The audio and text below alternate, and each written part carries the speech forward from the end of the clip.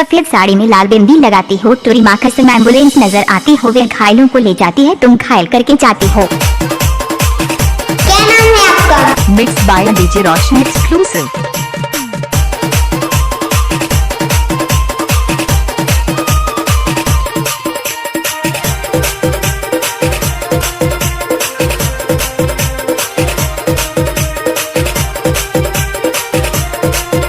DJ के सामने से हट जाए और लड़कियां सामने आए। हमारे रोशन यादव भाई नए नए छत्तीसगढ़ी गाना लेकर आए हैं।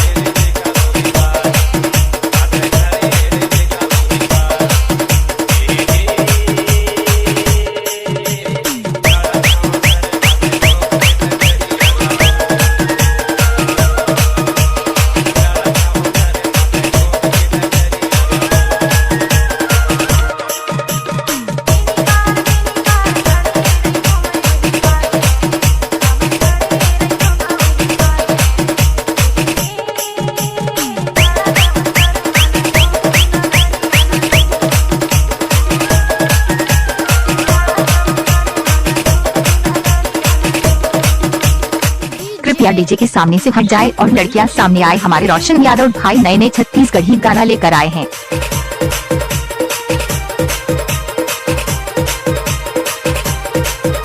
Mix by DJ Roshan exclusive.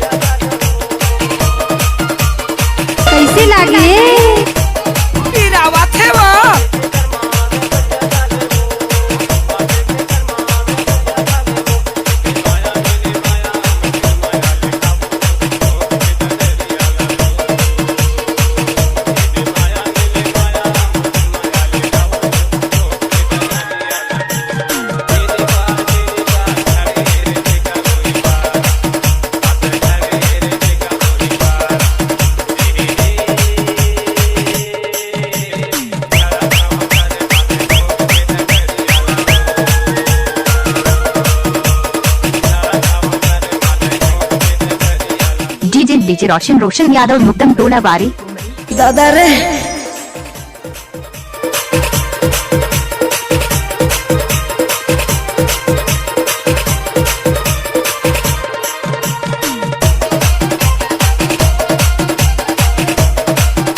Mix by DJ Roshan Yadav.